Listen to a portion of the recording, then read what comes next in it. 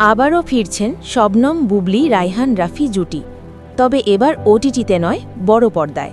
সিনেমার নাম pressure cooker. সঙ্গে আছেন নাজিফা টুসি, মারিয়া শান্ত। তিন নায়িকাকে কেন এক করলেন রায়হান রাফি? অভিনয়ে থাকবে আর কোনো চমক? কী গল্পে নির্মিত হচ্ছে সিনেমাটি? কবে পাবে মুক্তি? রায়হান রাফি নিজেকে প্রমাণ করেছেন বেশ কয়েকটি সিনেমায়। এদিকে শবনম বুবলি উজ্জ্বল আপন আলোয়। এই দুজন এবার এক হলেন বড় পর্দার কাজে, বাড়ালেন বাংলা সিনেপ্রেমীদের প্রত্যাশা।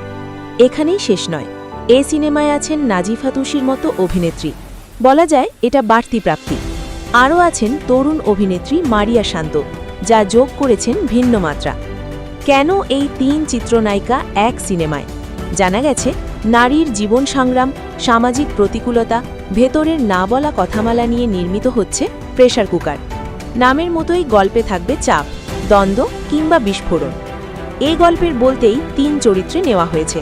সাথে থাকতে পারেন জাহিদ হাসান বা চঞ্চল চৌধুরীর মতো অভিনেতাও। ইতিমধ্যে ঢাকায় পুরো দমে চলছে শুটিং। নাজিফা টুসি ও মারিয়া শান্ত শুরুর দিক থেকেই অংশ নিয়েছেন শুটিংয়ে। অন্যদিকে শবনম বুবলি যুক্ত হয়েছেন ৫ই জানুয়ারি। তার অংশের শুটিং ঘিরে নেওয়া হয়েছে আলাদা পরিকল্পনা। আনুষ্ঠানিকভাবে সিনেমা টিম এসব খবর না জানালেও বিশ্বস্ত সূত্রে নিশ্চিত হওয়া গেছে এটি। সব ঠিক থাকলে সিনেমাটি প্রেক্ষাগৃহে মুক্তি পাবে ২০২৬ সালের রোজার ঈদে। রায়হান রাফির সিনেমা ঘিরে দর্শকের আলাদা একটা প্রত্যাশা থাকে।